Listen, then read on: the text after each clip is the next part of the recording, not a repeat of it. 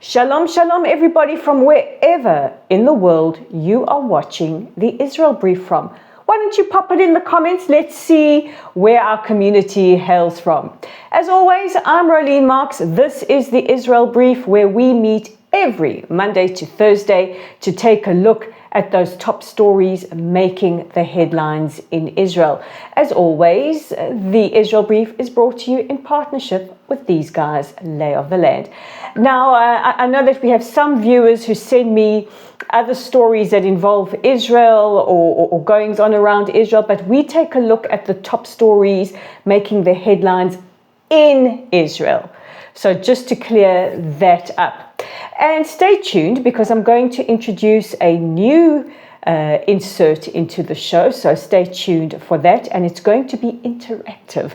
So I hope you are all ready for that. And that is in addition to our question, our audience question of the day, which today comes from Gary. So before we get into all of that, let's take a look at those top stories. And the dominating headline has been the vote in the Knesset last night to end Israel's relationship with UNRWA. UNRWA, as you know, is the United Nations Relief Works Agency.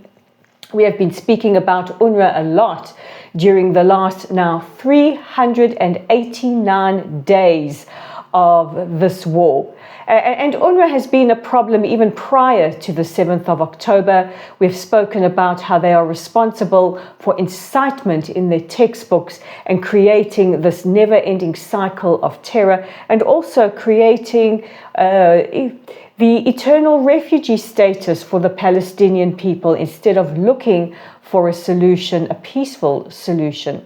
Well, last night the legislation passed by 92 votes to 10, and basically within 90 days will end Israel's relationship with UNRWA. Now, the reason that this has gone to a vote is that because UNRWA, as we have reported throughout the last 389 days, has been responsible or played a role in the atrocities of the 7th of October. In fact, the Knesset has also declared UNRWA a terrorist organization. If we look back on the last now 389 days, we know that UNRWA not only had staff members that participated in the atrocities. Just over the weekend, the IDF exposed that one of the terrorists at the Migunit, the shelter very close to Kibbutz Re'im, where Hirsch, may his memory be blessed, was taken captive, where Aner and others lost their lives when Hamas threw in grenades and fired automatic weapons inside the shelter, claiming the lives of many Israelis. The terrorist that led that was an UNRWA worker. The terrorist that took the body of Jonathan Samarano captive into Gaza was an UNRWA worker. UNRWA workers have held hostages captive in their homes. UNRWA workers were amongst those carrying out the atrocities. UNRWA workers celebrated the atrocities. UNRWA hospitals have been used as bases for Hamas commanders. And not only that, places to store weapons. We have seen the footage of where Sinwar and his family stayed in the tunnel with UNRWA packaging. So UNRWA has played a role in committing the atrocities, and Israel is at the end of the tether.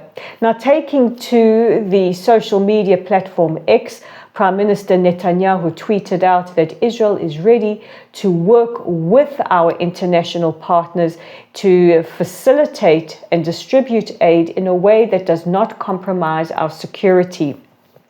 And this is important because we've had these non-stop accusations, including from South Africa, who I will get to a little later, accusing Israel of starving the Palestinian people by not distributing aid. Israel is bound by the Geneva Convention not to impede aid coming in, but is not expected to distribute the aid. We have seen those trucks, hundreds of them, standing waiting to be collected by various aid agencies that include UNRWA. As you can imagine, there has been an outcry by the international community who have expressed their alarm and their concern. We have heard from UN Secretary General Antonio Guterres, who has said that UNRWA is irreplaceable, and have heard the laments of Philippe Lazzarini, who has said that this is unfathomable, that UNRWA will not be allowed to operate. And Guterres has also threatened to downgrade Israel's status at the United Nations. This has prompted over 100 lawmakers in the United States to threaten the United Nations that the US will withhold funding to the UN if Guterres and the UN make such a move. So we will be following this closely. We will be seeing how, now that UNRWA is expected to be phased out, who will be responsible for ensuring that aid is effectively distributed. Turning now to the situation in the north, and the IDF has uncovered a tunnel that really has to be seen to be believed. This was a tunnel in the south, an extremely big tunnel, a tunnel that was a lot better planned than anything that we've seen in Gaza. Remember that Hezbollah in the north in Lebanon are a lot more sophisticated and a lot better funded than Hamas is in the Gaza Strip. Our troops uncovered not just the plans by the elite Hezbollah Radwan forces to storm into Israel, to infiltrate in an operation very similar, if not worse, than what Hamas committed on the 7th of October, but you could see how well planned this was. These tunnels had plastered walls, multiple bathrooms, sleeping quarters, a range of weapons that looked like they were ready to equip a small war, food including canned goods, and absolutely frightening what this tunnel contained, including full-scale electrical systems to ensure light and electrical outlets at all times. Touring the tunnel yesterday, Israel's IDF Chief of Staff, Herzi Halevi, said that we caught this in time. It's actually quite frightening if you look at the visuals inside this tunnel.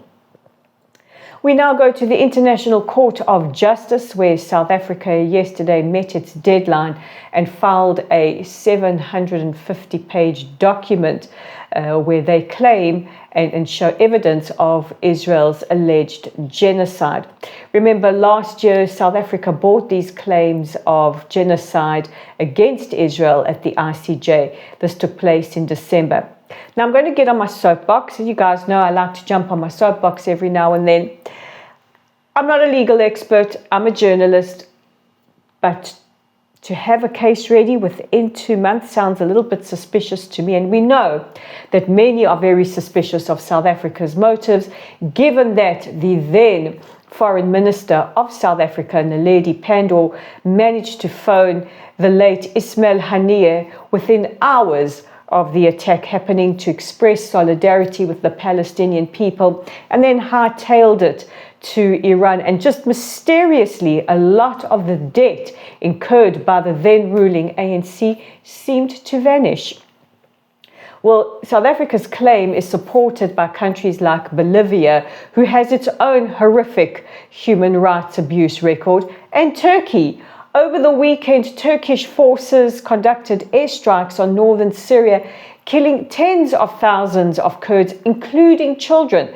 I guess that, to me, sounds like a genocide, because they have plans to wipe out the Kurdish people there, the Kurds who also want a state of their own, the Kurds who also are strong allies or strong supporters of Israel. So it all seems a bit dodgy to me. And then to add insult to injury, the ANC, which, yes, did not get the massive majority in the last elections in South Africa as it has in previous years, will be holding a memorial rally in honor of Yahya Sinwar, Hassan Nasrallah, and Ismail Haniyeh, three leaders of terrorist organizations with clear aims as stated by their charters to eliminate not just the state of Israel, but Jews around the world. Maybe it's just me. Okay, I will get off my soapbox now and conclude with the final story, which takes us into the world of military technology. And Israel's Defense Ministry yesterday announced that they had signed a deal over 2 billion shekels with Rafael Advanced Systems and Elbit, who are two Israeli defense companies, for the acquisition of the Iron Beam. You know about the Iron Dome? Well, the Iron Beam is a massive high-powered laser that can confront many threats or incoming threats to Israel, and is a lot more cost efficient. Apparently, this was quoted by former Prime Minister Naftali Bennett. Each time the laser beams, it's about $2, as opposed to the Iron Dome, which we absolutely love, adore, and are grateful for, which does cost a lot of money for those interceptor rockets. So that is expected to be operational within the next year. I think it was former President Ronald Reagan who spoke about Star Wars and laser beams. Well, I think we're there. I think in the future we will see this laser beam shooting out projectiles as they enter Israeli airspace.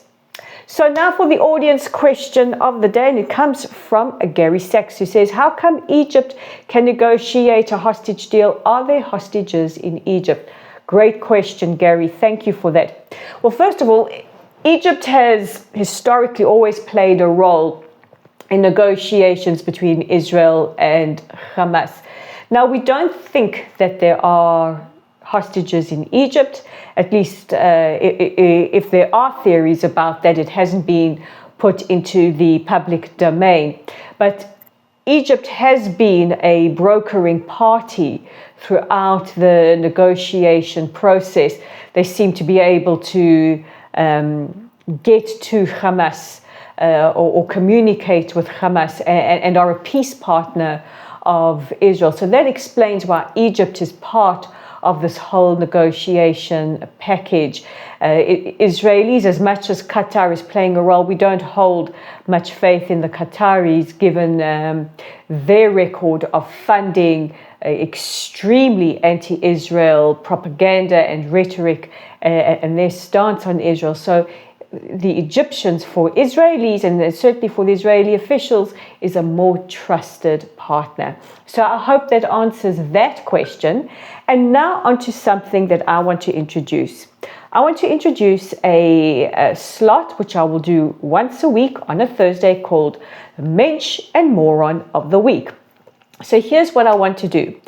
I want you guys to make recommendations who you think your mensch, your gentleman, your good person of the week is, and also who your moron is. And based on some of the recommendations, we'll consult with the team here at Lay of the Land, and we will come up with this week's mensch and moron. So get your thinking caps on, people, and give us some suggestions. So those are our top stories for the day. Don't forget to check out our website at www.layoftheland.online, our Facebook page at Lottel's site. Our YouTube channel is here at the Israel Brief. We're on X at Lay of the Land 5, on Instagram at Rolene_Marks, on LinkedIn at Rolene Marks. And before I wish you well, I just want to make a note for people who comment on our YouTube channel. And this goes specifically to somebody who called herself Miss Fierce or something like that yesterday, and tried to think they were being clever by accusing Israeli soldiers of rape.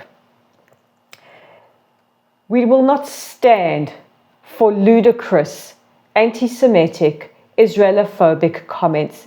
So if you can't argue your comments based on facts that are corroborated, please don't bother showing up and making nasty comments, because all that's going to happen is you're going to get a tongue lashing from me and you will be removed. And without further ado, I want to wish the rest of you take care of yourselves, take care of each other. God bless you all, and I will see you again tomorrow. Bye for now.